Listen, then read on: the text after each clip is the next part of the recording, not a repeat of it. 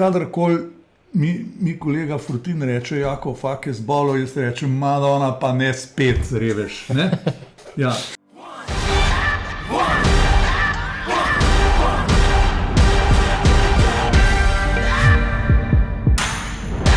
Lepo pozdravljeni v novi epizodi podcasta Proteini.si.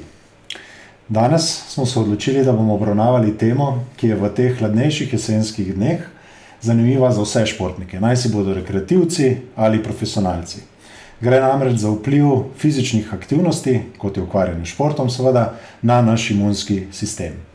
Povedano poenostavljeno, vsi, ki se ukvarjamo s športom, se v teh hladnejših dneh trudimo, kako ne zboleti. Vsaka bolezen za športnika pomeni vsaj 3-tedensko vrnitev glede njegovih športnih rezultatov. Za tiste, ki se pa ukvarjajo z zimskimi športi, pa lahko kaj hitro pomeni, da spustijo kako zelo pomembno tekmo v svoji sezoni. V izjemno veliko veselje mi je, da danes v naši družbi predstavim dva človeka, ki sta verjetno, kar se te tematike tiče, najbolj zanimiva, najbolj poklicana, da o njej kaj povesta. Torej, na prvem mestu večkratni svetovni prvak in dobitnik olimpijskih medalj Jakov Fak. Seveda, na žalost znan tudi po tem, da je marsikdaj zbolel in zamudil kako tekmo zaradi te bolezni. In na drugi strani dr. Andrej Stare, torej zdravnik medicine po poklicu, ne, in pa športni komentator, pa seveda tudi z kar lepo zgodovino ukvarjanja z medicino športa, bi se temu rekli. Ne. Bil si pri Olimpiji, pa še pri kakem klubu, pri nogometni reprezentanci Slovenije smo prej govorili. Ne. Ja, seveda. Moja kariera je kar dolga. Predvsem sem se v zadnjih letih usmeril v zdraviliško zdravljenje in trenutno delam kot direktor zdravilišča Life Class v Portorožu, ki je tudi referenčni center za naš olimpijski komite. Upam, da ne boš nikoli tja prišel zaradi tega, ker bo zdrav, ne, Jakov? Tako, strinjam se. Šport pa je seveda del mojega življenja. Na televiziji delam že 45 let, čeprav izgledam super, ne? Absolutno. Izgledam tako star. Seveda pa sem se ukvarjal tudi z problemom imunologije. Kaj je to imunski sistem, ne? Ker to je ena zelo zapletena stvar in seveda razložiti zapleteno stvar na en tak človeški enostaven način tudi ni tako enostavno. No, pa ko si že sam skoraj postavil vprašanje, pa gremo k prvi točki. Ne? Kaj pravzaprav je to imunski sistem pri človeku? Imunski sistem je eden dveh sistemov, ki neko maso delajo živo. To je sistem obrambe, poleg hormonskega sistema. In imunski sistem kot sistem obrambe je izjemno pomemben, predvsem zato, ker brani organizem pred vsemi tistimi agensi, ki prihajajo od zunaj in tudi od znotraj, ne? Predvsem pa od zunaj. To so virusi, bakterije, glivice in druge snovi, ki potencialno lahko kvarijo normalno delovanje človeškega telesa. Ko pride recimo en virus, ne, recimo COVID ali kaj takšnega, ga takoj napadajo monociti oziroma makrofagi in ga poskušajo, najprej ga požrejo, potem ga pa poskušajo razgraditi. Samo citoplazmo, se pravi samo tisti milje, v katerem pač počivajo te celični organizmi, je zelo enostavno razgraditi. Ko gre pa za jedro, za DNA, se pravi deoksiribonukleinsko kislino, pa je to zelo nevarno in zelo težek proces.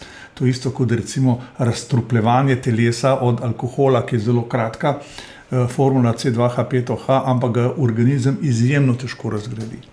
In seveda glavni problem današnjih imunologov je razložiti, kako deluje ta notranje življenje celice na zunanji izvencelični sistem. In kako organizem proizvaja snovi, ki nekako te obvarujejo pred nevarnostmi teh upadov virusov, bakterij, glivic in tako naprej v človeško telo. Imunski sistem deluje na več različnih načinov. Pomembni so seveda tu predvsem sinteza specifičnih proteinov, teh imunskih teles, ki preprečujejo, da bi recimo neki zunanji agenci poškodovali organizem ali ga celo uničili. Si razumel? Več ali manj. Če rečemo čist generalno, šport kot tak, velikokrat lahko slišimo, da krepi imunski sistem, seveda pa zelo resni treningi, takrat, ko je telo zelo, zelo obremenjeno, tudi izčrpava telo, ne? In po tej logiki deluje ravno obratno. Kako je s tem, Andrej? Ko smo se pripravljali na tole oddajo, sem povedal, da se tudi sama moč recimo imunskega sistema spreminja z leti, spreminja se z hormonskim sistemom, to je sistem mikroregulacije kemičnih reakcij, to so pač hormoni, ki skrbijo za te reakcije. Povedal sem vam pred tem, da v vsakem trenutku se v vsaki jetrni celici, ki je naša tovarna, odvija 4,2 milijona kemičnih reakcij. V človeškem telesu pa je okrog 30 bilijonov celic. In imunski sistem mora skrbeti, da delujejo te celice v nekem ravnovesju. In ravno, ko je to ravnovesje porušeno, potem pa pride do bolezni. In recimo ravno tisto, ko sem vam povedal, celica znotraj, pa celica, kaj gre ven iz tega monocita, ki je požrl nek virus, to je pomembno, ne? Imunologi so ugotovili, da to je naslov NF-beta, ki povzroča bolezni, vnetja in tako naprej, in mi se moramo boriti še dokler je ta strup v celici, da ga tam nekako inhibiramo, da mu preprečimo vpliv na naše zdravje. Odlično povedano. V redu, samo mogoče, če čisto enostavno, nekdo, ki sedi na kavču celo zimo, ne, in pač ne gre sploh ven, ali pa nekdo, ki vsak dan v mrazu preteče ali na smučeh ali brez smuči 10 km, kdo bi imel boljše možnosti, da ne zboli? Ja, to je zdaj spet loterija. Kakšen imunski sistem imaš, kaj si sabo prinesel, kaj sta ti dala oče in mati v genih, kjer je to vse zapisano v DNA-ju, kako boš reagiral. Eni so bolj občutljivi, eni so pa manj občutljivi na to. In recimo ljudje, ki so v kavču, ne bojo nikoli zboleli, recimo zaradi mrazu. Eden, ki je pa non-stop na mrazu, pa tudi ne bo zbolil, ker ima tako močen imunski sistem. Mi dva sva rekreativna športnika, jaz tečem, ti si izjemen kolesar, Jakov pa nam bo povedal, kako on skrbi, recimo, kako obdržati to imunski sistem, to obrambo na čim višjem nivoju. Jaz iz mojega primera bi lahko rekel, da sem prvorazredni šolski primer za marsikaterega zdravnika, in če bi lahko povedal skrivnostni recept, kako ne zboleti, bi bilo tudi zame od zelo velike pomoči, ker mislim, da tokom svoje kariere sem marsikdaj spustil marsikatero pomembno tekmo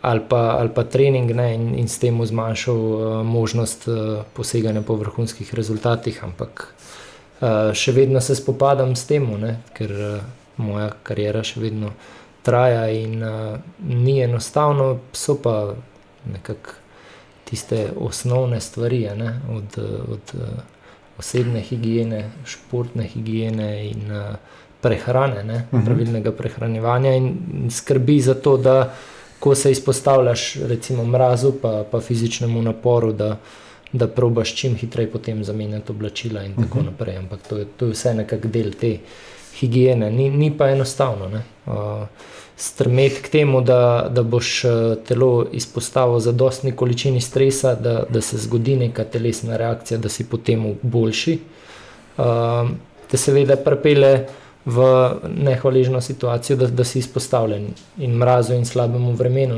ker nisi v priložnosti izbirati.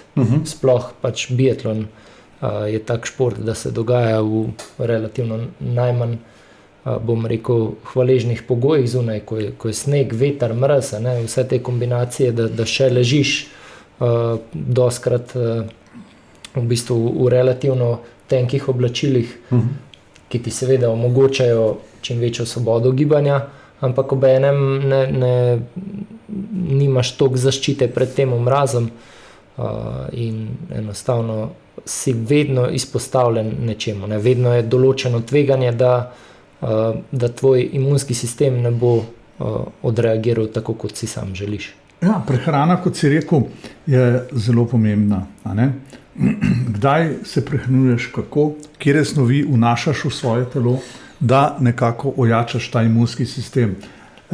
Nikjer ne piše, da bi lahko samo hrana bila tista odločilna, ki bi tvoj imunski sistem ohranjala v neki kondiciji, da ne boš zbolel, a potem, ko v nemogočih razmerah ali pa v ekstremnih razmerah opravljaš svojo športno aktivnost.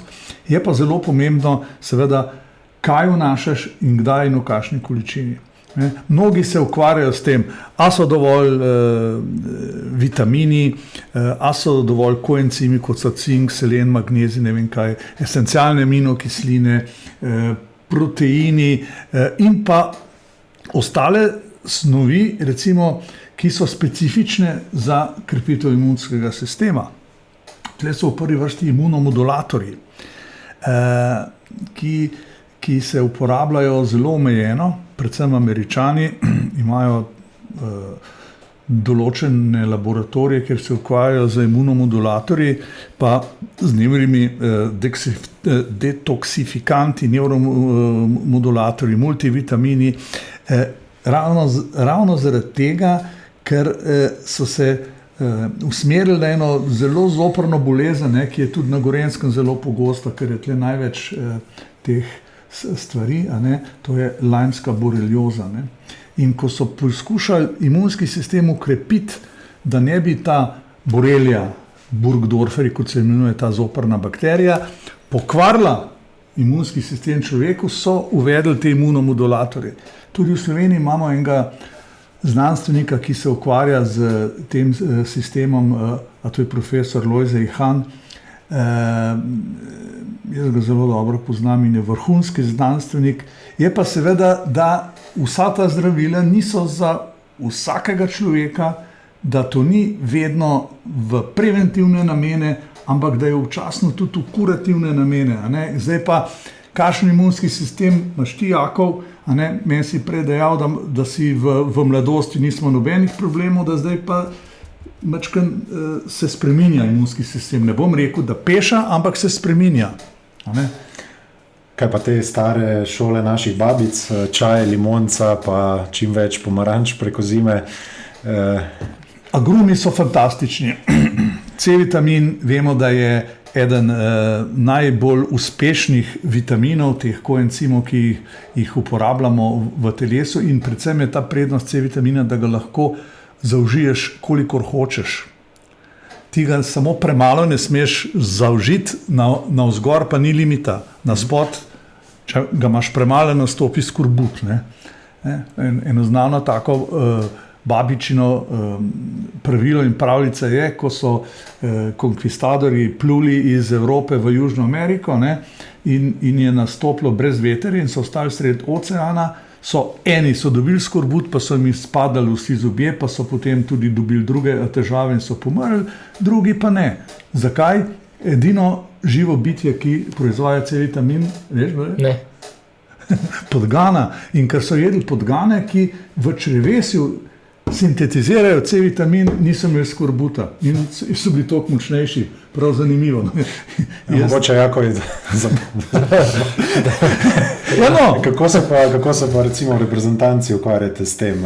Konec koncev za vas je res ključno, da ostanete zdravi tisto sezono, ki jo imate.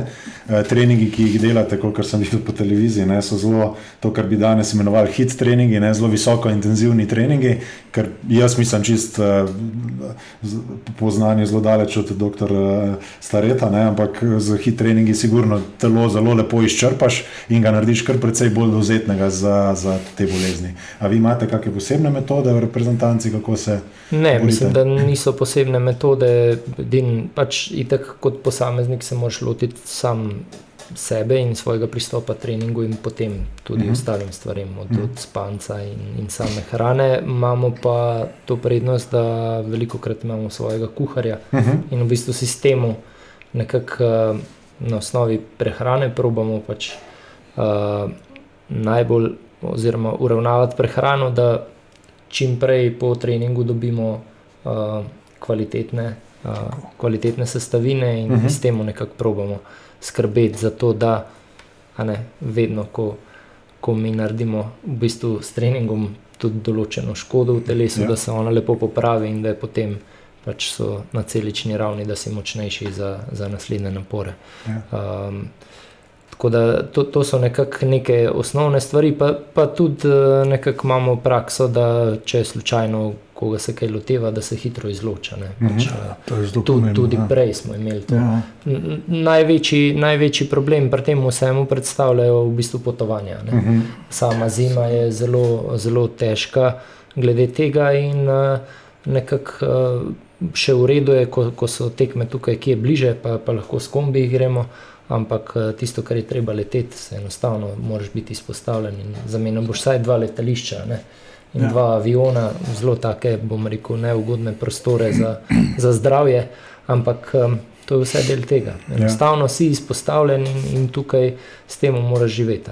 Pa probati skrbeti, se pravim, s pravim sestavinam, s pravo količino spanca, počitka in tudi treninga, da nekako greš skozi. Kakšen je fizičen napor, seveda pri samih treningih, pri tekmovanjih in kakšen je psihičen napor, to mora biti v neki korelaciji. Prej, ko si me vprašal o stari mami pa o njenih načinih, pred mnogimi leti, ko je bila še živa, mi je povedala, za imunski sistem je najboljši matični mleček, to je proizvod čebele. Na Gorenjskem je znamenita siva čebela, ti si član kluba iz Pokljuke, ne? Tako vidiš, matični mleček in pa tinktura ščetice, to je tudi ena rastlina, ki krepi imunski sistem.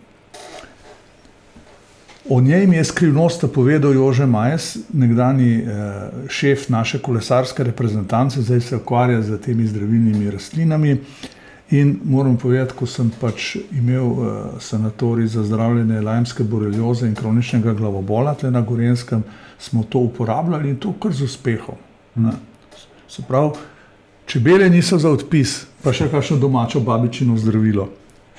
Ja, strinjam se, tudi spomnim se pač določenih zadev, ki so pač seveda čaj, domači čaj, tudi ko si zbolel, je bila piščančja juha, pač to je bilo pač nekako krpilno. Jaz kot zdravnik pravim, vse, kar pomaga, je dobro. Tako. In enim pomaga bolj to, drugim pa to. Tle, bom rekel, nekega zabetoniranega pravila ni. Ta ulomkova črta je zelo gibljiva. Je pa mogoče ena taka zadeva tudi, da kar gre čas naprej, pa vse tehnologije, da je tudi hrana nekaj let bila precej drugačna. Pač v svojem otroštvu se spomnim, da praktično v trgovino nismo zahajali po nič, kaj vse bilo doma, od domačega kruha, mleka, sira, mesa, zelenjave, vse je bilo, v bistvu smo vedeli, kaj jemo. Nič ni bilo špricano. Tako. Ja, to si zdaj povedal zelo dobro in mi je všeč. Jaz se pa že nekaj časa ukvarjam, kar se prehrane tiče, si v glavi nekako želim ustvariti eno sliko, eno tabelo, kot smo rekli, one page report, da bi po športih nekako videl, kakšna je prehrana teh vrhunskih športnikov. Kaj in kdaj jejo in kaj ne jejo. Jaz vem, da včasih se govorili, da svinjskega mesa se ne sme jesti, zato ker ima preveč maščob nasičenih. Danes so seveda pujski, imajo pol centimetra sala, včasih ga je bilo toliko pri vseh. Se pravi, tudi te stvari se spreminjajo, predvsem pa seveda vsi te dodatki, te prehrambeni dodatki, probiotiki, ki, jaz sem prepričan, različno vplivajo na različne posameznike. Ja, mogoče kaj tudi na temu, ne vem, pač iz nekega zdravstvenega vidika, mogoče vi več veste, če v bistvu, ne vem, kje sem to prebral, ampak da nekako naš prebavni sistem je tudi podoben prebavnemu sistemu naših prednikov, ne? In hrana, ki so jo oni jemali, da mogoče bolj blagodejno vpliva na posameznika, kot neke nove stvari, pa uvajanje skozi nekih, ne vem, pač avokado sigurno nikomor tukaj ni bil blizu do par let nazaj. Ampak hočem reči, pač prihajajo vedno nove stvari in super živila, marsikaj sem že bral in gledal in govoril o super živilih. Zdi se mi, da se vse stvari premikajo zelo tako, bom rekel, modnih nišah. Nekaj časa je eno zelo moderno in zelo zdravo, super hranilo, super hrana, potem se neki mal narativ zamenja in gre v neko drugo smer. Meni se zdi predvsem recimo z endurance športa, ker tudi biatlon sigurno spada, se je v zadnjih letih kar skoraj vsako leto ali pa na vsako drugo leto pojavila neka moderna nova substanca, ki mislim, da je tudi rekreativce, ne samo profesionalce, odvlekla v stran od tiste neke prehrane, kjer bi moral imeti uravnovešeno. Recimo leto, dve nazaj so vsi govorili o ketonih, pa smo vsi jemali ketone in mislili, kako nam to pomaga. Zdaj je to neko predoziranje z ogljikovimi hidrati, kjer se jemlje res obskurne količine 100 plus gramov ogljikovih hidratov na uro, recimo kolesarjenja, kar je spet za enega rekreativca zelo, zelo lahko velik izziv. In ja, vse to, kar si rekel, ima zelo velik smisla. Mi smo recimo na proteinih v lanskem letu dali na trg ta imunoizotonik, ki sicer nima babičinih sestavin, kot je prej Andrej govoril, ima pa poleg cinka, selena, ki je bil prej omenjen, še glutamin in pa ameriški slamnik. Torej spet vse sestavine, ki so zelo popularne tudi v farmaciji kot neke sestavine, ki naj bi krepile imunski sistem, ravno zavedanjem, da ljudje, ki se ukvarjamo športom po zimi, jasno potrebujemo nek dodaten boost, kako hočemo temu reči, da naš imunski sistem ne podleže prvič, ko je napaden s strani različnih virusov. Če gremo mečkano stran od prehrane, prvi znaki, da je nekaj narobe s telesom. Pri vsakem športniku, tudi če je to rekreativc, pride do takrat, ko se zbudiš z bolečim grlom, največkrat, do tiste dileme, ali porinem skozi in grem na trening in se delam, kot da nič ni, ali takoj obležim. Kako je recimo pri tebi, Jakov? Ja, seveda odvisno od situacije. Zdaj, enkrat, ko je sezona, je boleče grlo je najmanjša skrb. Seveda lahko gre vse na boljše ali pa na slabše. Lahko se zmažeš, po domače povedano, ali pa ne. Ampak nekako, ko je sezona, ni nekih kompromisov. Dokler resno obležiš, pač se premikaš. Pa treba je omeniti še povišeno temperaturo v bolečinah v grlu. Že 37 nič se človek ne počuti dobro, 37 si pa že bogi. Se pravi, tle v tem dejstvu vidiš, kakšna je ta mikroregulacija. Prej sem govoril o mikroregulaciji v hormonskem sistemu, da je v bistvu pri 37 si že bolan, ti to čutiš, vse simptome pri 36,9 pa si v redu. Se pravi, pa je izjemno majhno okno. In v tem sistemu je treba biti seveda izjemno pazljiv, ravno zato. Jaz sem vedno športnikom, ki so se zatekali k meni, sem vedno rekel, eno je poškodba, drugo je pa bolezen. In poškodbo je treba pozdraviti do konca. Čim greš ti na 90%, si že sam si skopal jamo. Večja možnost še ene poškodbe in tista je pa še hujša. Tako da, kar se tiče pa bolezni, pa ni, bom rekel, nekega pravila, koliko časa ti potrebuješ, da boš prebolel neko rabdovirus, neko virozo ali pa neko bakterijsko vnetje, neko glivičen problem ali kaj takšnega. Ampak seveda to je res individualno. Ene bolj prizadene, druge pa manj. To smo rekli že prej, ko si dobro rekel, o prehrani, da se nekako preslika tisto, kar so tvoji predniki imeli nate. To je ta dednost. To je po moje ta dednostni faktor, ki ni zanemarljiv. In pa leta, koliko si star. Jaz sem začel z rekreacijo relativno zelo pozno, in recimo na dan preteče med 8 in 12 km in moram povedati, da redko zbolim, kaj moram kar potrkati, se pa počutim fenomenalno, potem ko tečem 12 km, ko se prepotim, sem kot prerojen. Zdaj, to mi je bilo dano v genih, v poslico, če lahko rečemo. Ne? Jakov, kadarkoli mi kolega Frutin reče, Jakov, fak je zbolo, jaz rečem, Madonna, pa ne spet zreveš. Ne? Ja. A ti tudi. Ja, ne, ker to so fantje športniki, ki so od glave do pete vpeti v to svoje delo in seveda vsaka taka aktivnost, ki je ne moreš nadzirati, vsak tak dogodek s kakršnim koli virusom je katastrofa za športnika.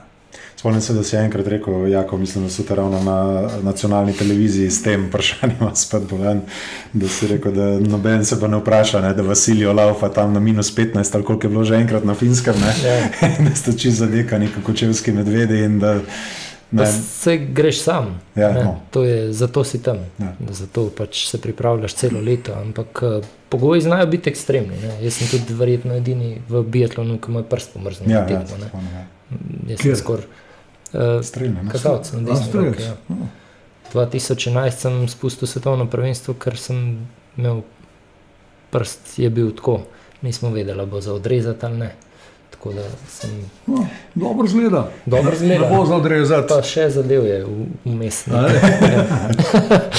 Ne, vse se je dobro izšlo, ampak načeloma tudi tako, ko se pogleda, ne, to je bila tekma, ki traja 35 minut, 40 maksimalno, skupinski štart, temperature so bile okrog -20 in nekako enkrat, ko ti zanohta, določenih stvarih se niti ne zavedaš, kaj se dogaja v telesu. Ja, ta Finska, ta Kontiolahti, to je jedna katastrofa. Ne? No ja, ampak tole se je zgodilo v Ameriki. A v Ameriki, kje? V Fort Kentu. Ja.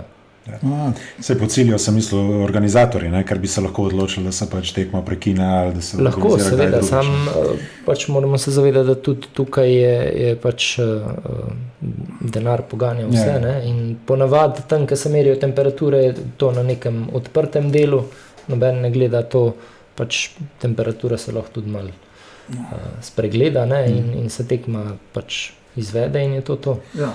Moram vprostiti, da sem ti skočil v besedo, Jakov.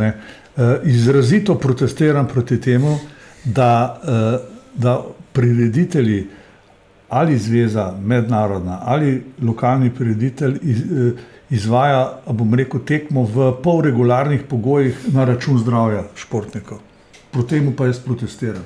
In to tudi povem javno, ker me ni sram in mi ni nerodno povedati, da je treba vedno stopiti na stran športnika, na njegovo zdravje, potem pa šele na marketing, na denar in pa na bančni račun. Se strinjam s tem popolnoma, ampak recimo tudi zadnji primer so bile olimpijske igre zdaj v Pekingu, ko so skupinski štart, vedeli se, da bodo temperature zelo nizke, po noči je bilo celo -30. Jaz ne vem, če se ljudje zavedajo, ko v olimpijski vasi, ko prideš ven iz zaprtega prostora, pa se ti trepalnice v eni sekundi zalepijo, v kakšnih temperaturah govorimo in to, če ne, se pravi tam, ker ni bilo vetra, tam na progi, ki je še veter prisoten, ali pa v samem smuku, ko temperature, recimo ta wind chill faktor, ker noben tudi ne upošteva na -20 pri hitrosti od 60 ali 70 km/h v smuku, so to take temperature, da marsikateri material ne zdrži. Pa imeli smo vse, pač od opreme, od proizvajalci so se res potrudili, imeli smo grete rokavice, ampak tudi samo baterijo in samim grelcem v rokavici, ko je temperatura nižja od -20, to sploh ne čutiš, da kaj greje. Tako da ni neke obrambe in enostavno stvari se speljejo za račun tega dogodka in določeni športniki se počutijo bolj. Če pa imaš recimo te motne oziroma nedoslednosti v imunskem sistemu, na katere ti nimaš 100% vpliva, pa lahko potem v takih ekstremnih razmerah prenese bolezen. No, pred 20 leti se spomnim, ko sem bil v Ruki, ko je Primož Peterka zmagal na skakalnici po dolgem času in sva stala, čakala sva na unilateral za našo nacionalno televizijo. Bilo je 32 minusa, pihal pa je veter in mi je domačin napovedal, da je pri takšnem vetru to -50. Moram vam povedati, da so mi zamrznile tele mišice, da sem komi usta odpiral. Mikrofon se mi je prilepil na roko. In tako da mi je jasno, vedno, kadar vas vidim v tem ekstremnem mrazu, rečemo, bogi ljudje spet bodo deležni teh katastrofalnih oziroma groznih vplivov na šport. Res da pa so športniki najbolj zdravi ljudje, vsaj jaz tako mislim, da so pripravljeni žrtvovati vse in seveda ne glede na stanje svojega imunskega sistema, ne glede na vse ostale zunanje in notranje faktorje, jih je treba samo podpreti in moram reči, da vas res občudujem. Ja. Hvala. Ja. Mi vsi. Jako, lahko sam še poveš, ko se ti bolezen zgodi, potem običajno ti prideš na naslednjo tekmo čez nekaj časa, rezultati so redko na tako visokem nivoju kot prej. Koliko te pa ena taka bolezen, ko moraš obležati kak teden, koliko ti to vzame recimo na teh testiranjih, kot jih delate redno, sigurno in to? Pa dost, v bistvu samih testiranj med samo sezono delamo, ker ni so časa. Tekme testi, ja. Nekako sezona se dogaja do začetek decembra, do konca decembra je že prva triada in so še dve po novem letu, tako da vsak teden so po 3 tekmovanja. Zelo veliko pomena. Že en teden, ko zgubiš, se pravi, kot ste govorili o samih teh kemičnih reakcijah v sami celici. Eno so poškodbe, eno so pa bolezni. Bolezni, ki sistemsko vplivajo na te, so precej bolj kompleksne za nas športnike, ker vseeno telo se bori z nečemu. V tem času, ko ti počivaš. In vedno je, marsikatera virus, recimo, ko se zgodi, ali pa ko govoriš z zdravniki in vprašaš, kdaj je dovoljno trenirati, vsi svetujejo vsaj 7 dni počitka, potem je treba spet začeti trenirati, se pravi, narediti nek blok baze, pa potem spet hitrih treningov, da nekako probaš prideti na nek nivo, da telo z nule na 100% ne gre, ali pa probati še več kot 100% dati od sebe. Tako da vedno zahteva določen čas in jaz bi prej rekel, da to zelo hitro pride v 2 tedna, kakor v en. To se mi zdi zelo pomembno, ker to oddajo bojo vendarle večinoma gledali rekreativni športniki. In za vsakega rekreativca, ki se prvo, ko se zbudi z bolečim grlom, porine, gre v službo, proba še naprej trenirati, potem ponavadi zboliš za več časa, kot če bi takoj začel počivati, okužiš še koga zraven, potem je pa tista glavna napaka, ko se počutiš v redu, takoj nazaj v trening, in takoj gledaš rezultate, ki si jih imel pred boleznijo, jih poskušaš čim hitreje ujeti, ker bog ne daj, da bi kaj izgubil, in se mi zdi, da se tle lahko zelo resne, tudi trajne posledice potem zgodijo, če to ponavljaš kar naprej. Ja, to, kar je Jakov prej povedal, te modrosti, on je pri svoji starosti, pri svojih izkušnjah, koliko zdaj že 20 let na najvišjem nivoju se ukvarja z biatlonom. Upam, da bo čim več mladih ljudi to poslušali, rekreativcev in predvsem aktivnih tekmovalcev, pa ne samo v biatlonu, ampak tudi v drugih športih. Te modrosti je treba upoštevati. Potrebno je dati človeku tisto pauzo, da sam preboli in prežveči, bom rekel, vsiljivce, kar gre za bolezen. Ko gre pa za poškodbo, je seveda druga stvar, zelo podobna, organizem potrebuje svoj čas, da spravi telo spet v isto kondicijo, kot jo je imel pred, bom rekel, infektom oziroma pred poškodbo. Meni je bilo tole, Andrej, vrhunsko za zaključek te oddaje, tako da obema res najlepša hvala, da sta se udeležila našega podcasta. Tako kot si že sam rekel, Andrej, jaz res upam, da vsi, ki so tole gledali, da so se kaj novega naučili, predvsem dobili tudi kak nov napotek, kako se kakšni bolezni izogniti, kako se obnašati medtem, ko ste bolani, kako se vračati v sam trening potem, ko to bolezen preživite.